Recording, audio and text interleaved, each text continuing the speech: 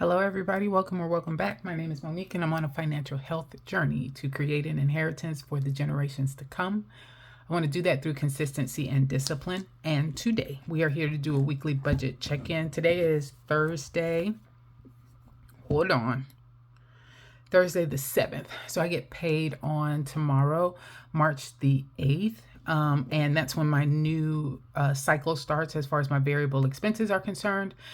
So I need to go ahead and close out the weekly variable expense budget check-in, figure out how much money I have left over, and then work on allocating that for the next video, which is going to be to set up my savings challenges, because the money that I save for variable expenses I use towards savings challenges. So first and foremost, I'd like to thank everybody who's liked or subscribed to any of my, okay, Monique, try that again. I want to thank everybody who's liked or commented on any of my videos, and especially those that have chosen to subscribe to my channel. I started this as a way to hold myself accountable, but I do understand, recognize, and appreciate the community as a whole. So if you're rocking with me on this journey, thank you, thank you, thank you. And if you haven't made up your mind yet, sit with me for a spell, watch this video, and at the end, if this feels like content that you find value in, please feel free to subscribe. So let us go ahead and get started. I've got all of my expenses here. Instead of pulling up, and this is my Finance Pal that I use, instead of pulling up, I'll go in a little bit closer to, but instead of pulling up each cash envelope item separately, which seems to take up a lot more time, I'm doing this more where we're just going to track all of the expenses, color code them, and then update my budget for that particular paycheck period real time. So that's what we're going to do today. So I've got my daily planner pulled up. I already documented out week one's expenses. You guys might remember that I didn't have much left over. It was $239. I give myself $250, so it was $11 difference. I did get the $10 out of the bank, and that's in here, 5 and 5 ones. So I do have the $10 in there. And so we're here to take care of week 2 now. So first thing first, though, hey, I forgot. Let's work on the calendar. All right, so March calendar, and Paramount came out, so that has cleared. So we'll mark that one off. So that one is done. Now everything has cleared. So I'll be doing a paycheck budget closeout for the paycheck that I received at the end of February that worked, that I had to work up through March 7th today. So I'll be doing a paycheck budget closeout because that part's done. Also, Gas South, the review that we had to do has already taken place. So I'm on a budget plan for my gas, and I thought it was going to be till the end of the year. I'm sorry, to the end of the month before I would know for sure whether or not I still qualify for the same plan. It's a $95 one price plan plus tax. I pay $101.35 every month. And so I thought I had to wait until this cycle was over and I paid March before I would know what the new one is. Well, I logged into the site just to make sure that the February amount cleared. I saw that it had been taken out of my account, and what I do is I also go onto the vendor's site or the company's site and make sure it's applied and make sure everything's okay.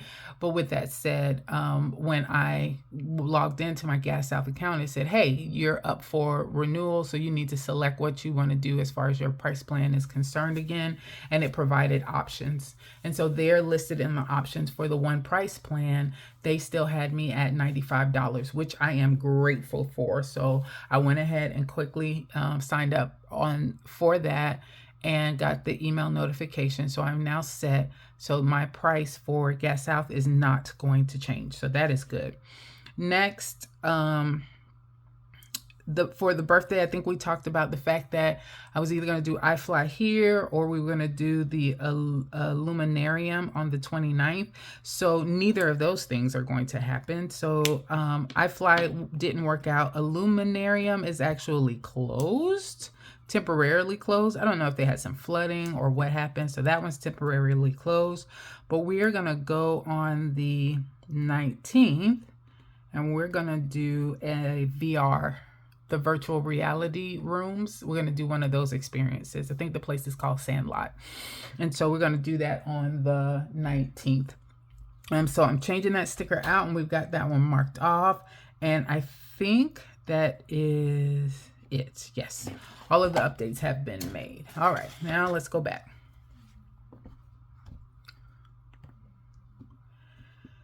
And where are we? All right. So let's go to Finance Pal first. What you've got here is, first of all, gas. Circle K was $30. So, and that was the only expense for that one. So we're going to go over here, and for gas, we're going to go ahead and mark that as 30. A little too bold. Let's do that. All right. Amazon. So I had to buy the baby shower gift. It was $33. I have that marked in gray because that will fall as an unplanned expense. And so I have that marked off as a splurge, although I don't know that it's necessarily a splurge, but it did not hit up against my variable expenses. It's going to hit up against my bills account because that's where I paid for it from. And so that's why it's marked out in gray. So I have accounted for it in my unplanned expenses for this particular paycheck. And this is the paycheck period of March 23rd through February 23rd through March 7th. And here you'll notice I've already got it, the baby gift. Actually, I have 32 here. So I think that's supposed to, I think it was actually 33. So let's go ahead and change that. Kind of glad I looked at that. All right. So 33 there. So I do have it marked as unplanned, but it's not hitting up against variable expenses. All right. Walmart is my home shopping. That was one charge for $34.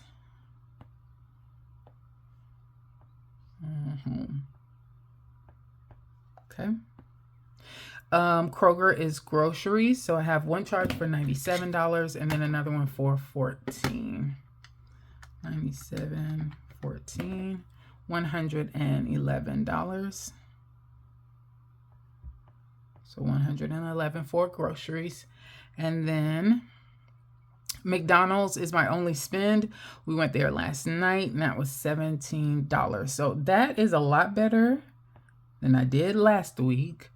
Last week, there was a whole lot of eating out. This week, just one time. So I'm pretty proud of that. So those are all of the variable expenses that we have for the week. Let's go ahead and add this up. 30 plus 111 plus 7. Nope. I never remember 17. Yes, great. And 34. So that's $192.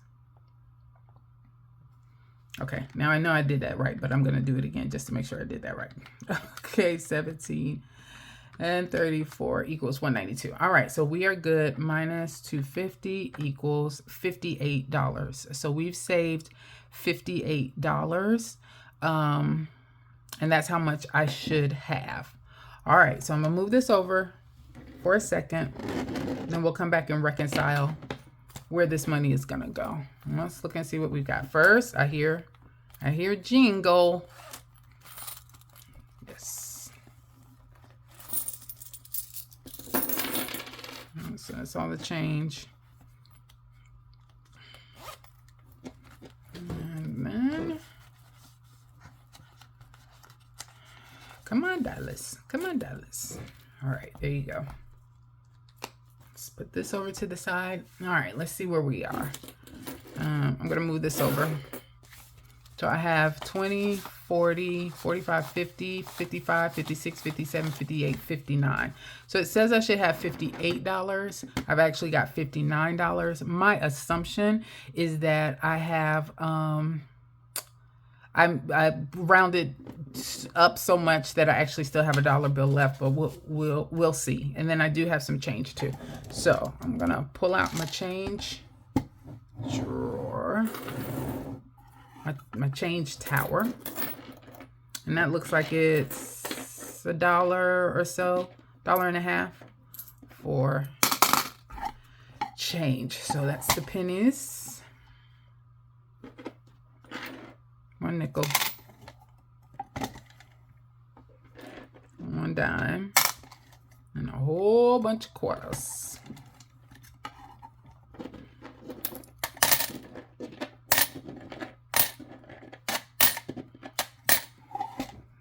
Alrighty. There we go. Let's put that back. All right, and we have 20, 2 20s, 3 5s, and some 1s. All right, now what we need to do is figure out where we're gonna put this money. So first, I only had $11, and I basically said 10 left over from week 1. So I rolled all of that over into variable rollover. So that since I put it in variable rollover for week 1, that money will go towards savings challenges, starting with the next paycheck cycle, which starts on tomorrow. So I did not roll anything into my cash envelopes that I have in my wallet. I'm just going to roll it over into the next week's next paycheck's budget so that I can use it for savings. Next, I've got $59 here, and we got to determine where we want to put it. All right, so first, my envelopes came in. So I did order some A7 envelopes from an Etsy shop, and I apologize, I don't have the name here, but I might list it in the description. And I got 3 of them. I got dining, gas, and shopping. Okay, so I am gonna take $20 because I need to start beefing up for gas since we're going to go out of town to the University of Tennessee, Chattanooga for a campus tour in a couple of weeks. So I'm going to put the extra 20 here for gas. All right. And I love this so much better because I don't have the little zippy things. All right. And then for shopping, I'm going to just take 10. I'll take $10. Fold that and put that in for shopping. So that I just have a little extra spending money. So I'm rolling $30 over into my cash rollover wallet. So let me document that down.